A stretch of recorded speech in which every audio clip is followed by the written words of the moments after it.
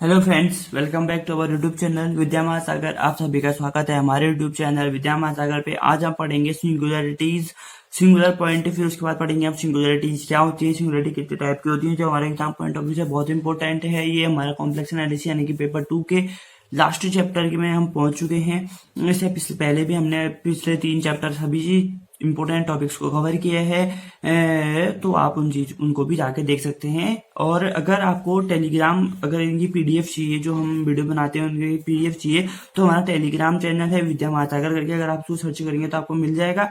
आप उसमें जाके आपको पीडीएफ मिल सकती है। वरना अगर मैं हो सके तो मैं जो टेलीग्राम चैनल है उसका लिंक मैं अपने डिस्क्रिप्शन बॉक्स में या फिर कमेंट बॉक्स में डाले रखूंगा, आप वहां से देख सकते हैं। तो ठीक है, बढ़ते हैं अपने वीडियो की ओर। सबसे पहले देखिए सिंगुलर पॉइंट क्या होते हैं। Singular point, a point eight which a function z is not analytic is called a singular point, singularity of the function। Singular point जब हम कॉम्प्लेक्स एनालिसिस शुरू कर रहे थे, सिंपल सा एक छोटा सा पॉइंट था, तब भी हमने डिस्कस किया था, और अभी भी अब हम इसको एक्सप्लेन रूप में इसको डिस्कस करेंगे। सिंगुलर पॉइंट क्या है? एक ऐसा पॉइंट, एक point eight which a function f Z is not analytic, यानी कि फंक्शन, किसी भी फंक्शन का एक ऐसा पॉइंट है जहां पर वो फंक्शन एनालिटिक नहीं होगा, उसे हम सिंगुलर पॉइंट कहेंगे, singularity of the function.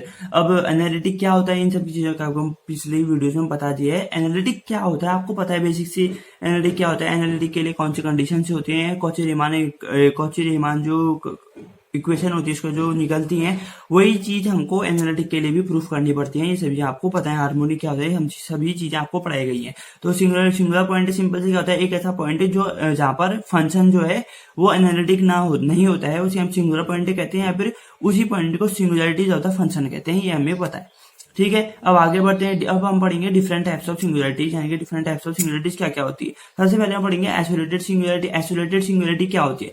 If z equal to a is a singularity of f z and there is no other singularity within a small circle surrounding the point, then z equal to a is said to be an isolated singularity of f z, otherwise it is called a non isolated singularity of f z। ठीक है। यानी कि अगर z equal to a है, f z की singularity, यानी कि z equal to a एक ऐसा पॉइंट है जहां पर फंक्शन एनालिटिक नहीं है, ठीक है। सिंगुलरिटी मतलब जहां पर फंक्शन एनालिटिक नहीं है, ठीक है। तो एफ जेड का वो पॉइंट है जहां पर z इक्वल टू a पे सिंगुलरिटी है फंक्शन की, and there is no other singularity, यानी कि सिर्फ एक पॉइंट है सिंगुलरिटी का, और कोई और पॉइंट नहीं है सिंगुलरिटी का उस स्मॉल सर्कल, यानी कि उस छोटे सर्कल के अंदर surrounding the point, then z equal to a is said to be an क्या होगा, सिंगुलरिटी ऑफ जेड। तब हम क्या कह देंगे, z इक्वल टू a को क्या कह देंगे, isolated singularity of f Z कह देंगे, ठीक है। यानी कि जो z इक्वल टू a है वो फंक्शन की सिंगुलरिटी है, और उसके अलावा कोई और उस स्मॉल सर्कल के अंदर कोई और सिंगुलरिटी नहीं है, तो हम कह देंगे, क्या कहते हैं, वो फंक्शन क्या एक आइसोलेटेड सिंगुलरिटी है। अगर एक पॉइंट से ज्यादा सिंगुलरिटी है तो हम उसको क्या कहेंगे, और नॉन आइसोलेटेड सिंगुलरिटी, यानी कि otherwise it is called as non isolated singularity of z. यानी कि नॉन आइसोलेटेड कब कहेंगे, या तो फिर जब एनालिटिक हो जाए, या फिर जेड इक्वल टू एक से ज्यादा उसके बाद सिंगुलरिटी हो, तब उसको कह देंगे क्या है, वो नॉन आइसोलेटेड सिंगुलरिटी है, ठीक है। तो देखिए यहाँ पर क्या है। अब हम एग्जाम्पल से समझ लेते हैं इसको, थोड़ा सा कैमरे को फोकस कर लेते हैं पहले। हाँ देखिए, तो सबसे पहले एग्जांपल, यानी कि f z equal to z plus one upon z minus one, z minus two, z minus three, ये चीज है हमारा। और पिछली वीडियोस में आपको पढ़ाया है, जब भी हम पोल्स निकालते हैं तो हम नीचे वाले टर्म्स को लेते हैं, और जब भी हम जीरोस निकालते हैं तो जेड प्लस वन निकालते हैं, यानी कि z minus one equal to zero रखा तो जेड इक्वल टू वन, यानी कि जो पोल है वो जेड इक्वल टू वन है, और जिसका ऑर्डर वन है, क्योंकि जेड माइनस वन वाले का इसकी होल पावर कितनी है, सिर्फ वन है, यानी कि वो ये ऑर्डर वन का होगा। इसकी order power whole power two होती है, तो ये ऑर्डर टू का होता है, ठीक है। इट हैज थ्री सिमिलरिटीज, यानी कि z equal to one two three, तीन सिमिलरिटी है, z equal to one, z equal to two, z equal to three, यानी कि तीन पॉइंट पे एनालिटिक नहीं होगा, ये हम कह सकते हैं, ठीक है। सिमिलरिटीज नहीं सिंगुलरिटीज होगा, मेरे कहने मिस्टेक हो गई है, सॉरी थोड़ा सा, ये होगा हमारे सिंगुलरिटीज, तीन पॉइंट सिंगुलरिटीज है, z equal to one two three. फिर देखिए, the function f z equal to two upon sine pi by two has infinite number of isolated singularity all lying in the segment of real axis from z equal to minus one to z equal to plus one, यानी कि एक ऐसा function two upon sine pi by two जिसके बाद infinite number of isolated singularity होंगी, ठीक है। उसके बाद बहुत सारी सिंगुलरिटी होंगी इनफिनाइट नंबर की, जो सिर्फ एक सेगमेंट पे लाया करे होंगे, minus one to plus one के बीच में बहुत सारी होंगी। Minus one to plus one, जब भी आप नंबर लाइन में आप देख सकते हैं, minus one to plus one के बीच में इनफाइनाइट नंबर ऑफ टर्म्स आ सकते हैं, सभी को पता है, ठीक है। वही चीज कहने की, f z equal to two upon sine pi by two के बाद infinite number of isolated singularity है, तो हम उसको देखते हैं कि किस टाइप की सिंगुलरिटी है। ठीक है। तो सबसे पहले देखो sine pi by two equal to 0 लिखा हमने, तो फिर sine pi by two equal to n pi, ये जनरल प्रिंसिपल यानी कि जनरल फॉर्मूला या फिर प्रिंसिपल फॉर्मूला जो होते हैं वहां से ये चीज हमने पढ़ी है। ये अगर आपको याद होगा तो 11th क्लास में जो ट्रिग्नोमेट्री वाला चैप्टर था उसमें था। ठीक है। तो sine pi by two equal to जब 0 होता है तो pi by two equal to n pi हो जाता है, यानी कि pi by two equal to n pi है तो हम ये कह सकते हैं जेड इक्वल टू 1/n, यानी कि जो फंक्शन है पाई से पाई तो कैंसिल आउट हो जाएगा। तो जो फंक्शन है जेड वाला वो हमारा 1/n बचा, यानी कि जहां पर जो हमारा n है वो क्या हो जाएगा, नेचुरल नंबर यानी कि कैपिटल N से बिलोंग करता है, यानी कि n के अंदर जितने भी नंबर होंगे वो सब नेचुरल नंबर से बिलोंग कर रहे हैं, यानी कि n की वैल्यू 0 नहीं होगी, 1 से बड़ी होगी, क्योंकि नेचुरल नंबर क्या होते हैं 1 से लेके इन्फिनिटी तक होते हैं।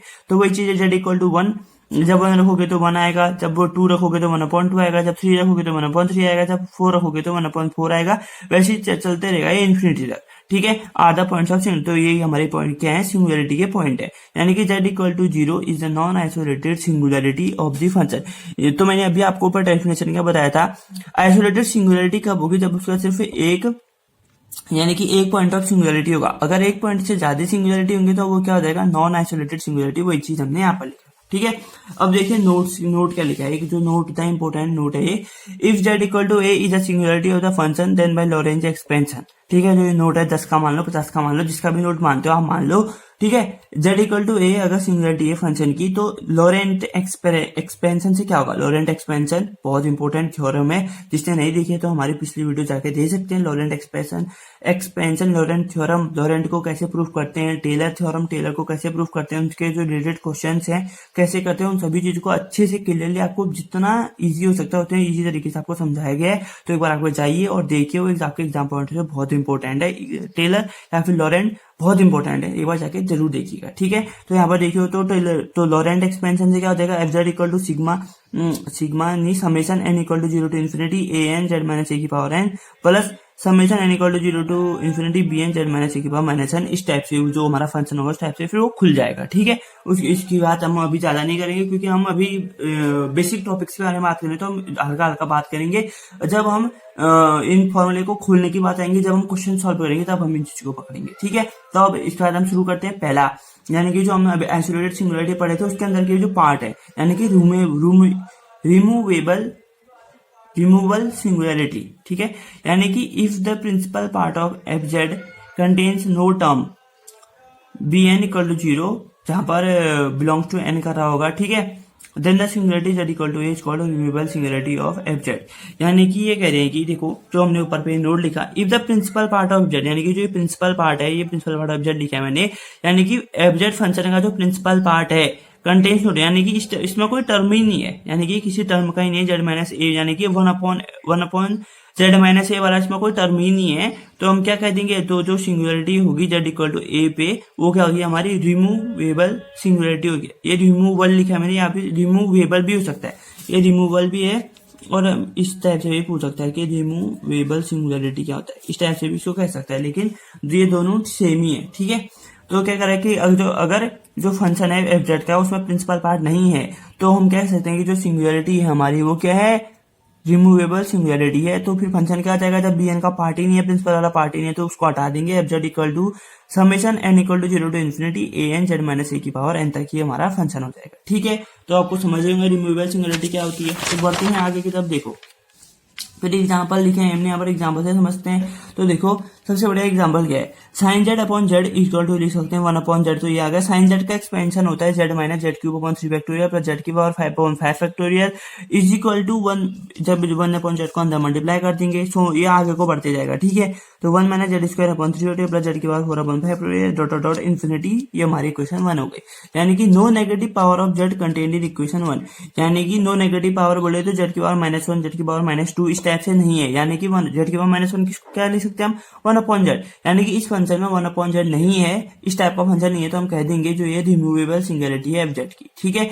या फिर इसको अलग तरीके से डिफाइन कैसे करेंगे, a singularity z equal to a is called removable singularity of z if limit z tends to a f z exist finitely limit z tends to a sin z upon z equal to 1 limit z equal to is a removable singularity. यानी कि simple शब्दों में क्या कह सकते हैं कि एक singularity z equal to a removable singularity तब कहलाएगी जब वहां पर जो लिमिट होगी एफ जेड की एग्जिस्ट फाइनाइटली, यानी कि फाइनाइट नंबर पे वो एग्जिस्ट करी होगी। जैसे एग्जांपल ले लिया हमने, जेड टेंस टू ए है जब साइन जेड अपॉन जेड यानी कि इक्वल टू है। आपको पता है कि साइन जेड अपॉन जेड को जब भी हम किसी फंक्शन के साथ रखते हैं, साइन एक्स अपॉन एक्स हो गया, साइन वाई अपॉन वाई हो गया, तो वो क्या होता है 1 होता है, हमको पता है। तो इक्वल टू 1 ये क्या हो जाएगा, फाइनाइटली एग्जिस्ट कराएंगे क्योंकि इसकी एक फाइनाइट वैल्यू आ रही है। ठीक है, तो हम यहाँ से कह सकते हैं जेड इक्वल टू ए क्या होगी, रिमूवेबल सिंगुलरिटी होगी। ठीक है, बढ़ते हैं आगे को। तो देखिए अब पोल के बारे में बढ़ते हैं। If the principal contains finite number of terms, then the singularity z equal to is called pole of order m of fz।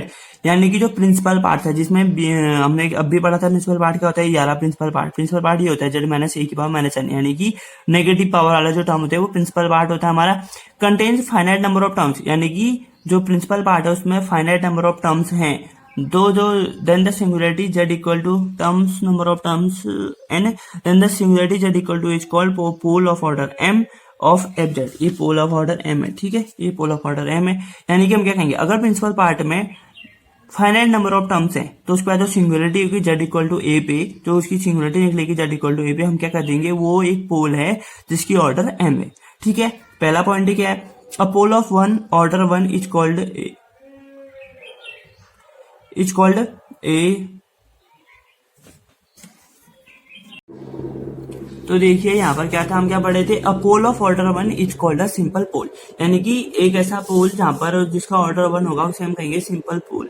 ठीक है, अगर वन से ज्यादा होगा तो फिर क्या कहेंगे, if z equal to is a pole of order m of function f z then f z is expressed as a form, यानी कि जेड इक्वल टू ए, यानी कि जब जो टर्म है उसका जो ऑर्डर होगा m होगा, यानी कि एक से ज्यादा होगा, तो हम उसको किस तरीके एक्सप्रेस कर सकते हैं, इस तरीके से एक्सप्रेस कर सकते हैं। ठीक है, f z equal to sigma summation n equal to 0 to infinity a n z minus a की power n plus summation n equal to 1 to infinity b n z minus a की power infinity minus 1। ये n equal to 1 to infinity क्यों है, क्योंकि जो ये principal part वाला term होगा ये 1 से ज्यादा होगा, इसलिए चाहिए।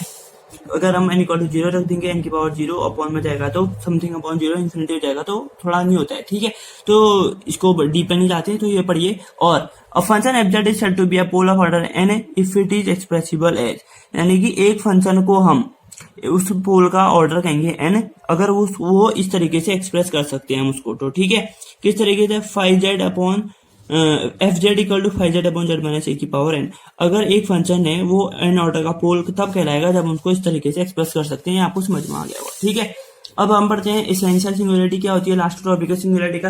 If the principal part contains an infinite number of terms then the singularity that equal to is called essential singularity, यानी कि अगर कोई प्रिंसिपल पार्ट, यानी कि जो नेगेटिव वाला पार्ट होता है, अगर वाला पार्ट में इनफिनाइट नंबर ऑफ टर्म्स हैं तो सिंगुलरिटी क्या होगी, एसेंशियल सिंगुलरिटी हो जाएगी। सिंपल सी बात है। ठीक है, यानी कि देखो z equal to 0 essential singularity है e की पावर 1 अपॉन जेड, e की पावर x का जो एक्सपेंशन हो जाए 1 plus x square upon 2 plus x cube upon 3 ऐसे करके आगे वो बढ़ते रहता है। तो वहीं पर है e की पावर 1 अपॉन जेड, यानी कि 1 plus 1 upon Z plus 1 upon 2 factor 1 upon Z का स्क्वायर, वही चीज है। ठीक है, यानी कि इसके पास इन्फिनाइट नंबर ऑफ टर्म्स हैं, यहाँ पर कोई फिक्स टर्म नहीं है। तो एफ जेड इक्वल टू इतना लिख दिया हमने, ये हमको पता है, ये हमारा सिंपल पार्ट होता है, ये हमारा प्रिंसिपल पार्ट होता है नेगेटिव वाला। ठीक है, limit point of zero is an isolated essential singularity, यानी कि limit point of zero is an essential singularity और limit point of poles is a non isolated singularity, यानी कि जब आप पोल्स को यूज करोगे किसी फंक्शन को निकालने के लिए तब वो होगी नॉन आइसोलेटेड इसेंशियल सिंगुलरिटी। और जब आप तो अगर लिमिट पॉइंट ऑफ जीरो, यानी कि जब हम न्यूमिनेटर वाले को यूज करके हम उसके ऑर्डर निकालना चाह रहे होंगे या फिर उसके जीरोस निकालेंगे, तो तब कोई भी, जैसे ये फंक्शन है e की पावर 1 अपॉन जेड, तो ये ठीक है, अगर मैं आपको एक फंक्शन दूं sine z upon z minus 1 का स्क्वायर, ठीक है, अगर आप ऊपर वाले को लेके उसके जीरोस निकालोगे, यानी कि ऊपर वाले से हम जब जीरोस निकालते हैं, जब आप ऊपर वाले को यूज करोगे तब क्या होगी, इसेंशियल सिंगुलरिटी होगी, यानी कि आइसोलेटेड इसेंशियल सिंगुलरिटी होगी।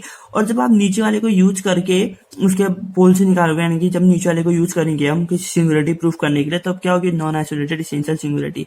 ये याद कर लीजिए, ये दोनों बेसिक पॉइंट है। अगर न्यूमरेटर को यूज कर रहे हो तो होगी essential singularity, isolated essential singularity. अगर डिनोमिनेटर को यूज कर रहे हो तो हमारी होगी नॉन आइसोलेटेड इसेंशियल सिंगुलरिटी। ठीक है दोस्तों, तो मैं उम्मीद करता हूं कि आपको ये पूरा सिंगुलरिटी वाला टॉपिक मैंने जितने इजी तरीके से हो सकता है उतने इजी तरीके से आपको समझाया है, आपको समझ में आया होगा। अगर आपको समझ में आया है तो प्लीज हमारी वीडियो को लाइक कीजिए, कमेंट करें हमारी वीडियो में, और जितना ज्यादा हो सकता है अपने दोस्तों के साथ शेयर कीजिए, जितना ज्यादा हो सकता है उतना शेयर कीजिए। ठीक है दोस्तों, और ऐसे ही इंपॉर्टेंट वीडियोज डेली अब आते रहेंगी, क्योंकि एग्जाम आ रहे हैं, तो एग्जाम आ रहे हैं तो आपके लिए इंपॉर्टेंट वीडियोस हम डेली बनाएंगे। तो पढ़ते रहिए और आगे बढ़ते रहिए, मेहनत करते रहिए। मिलते हैं आपसे नेक्स्ट वीडियो में, तब तक के लिए 2 गज की दूरी, मास्क का जरूरी, अपना ध्यान रखें, अपने घर वालों का ध्यान रखें, आसपास साफ सफाई बनाए रखें। मिलते हैं नेक्स्ट वीडियो में, तब तक के लिए thanks for watching, take care. आप सभी का बहुत बहुत देखने के लिए धन्यवाद। जय हिंद, जय भारत।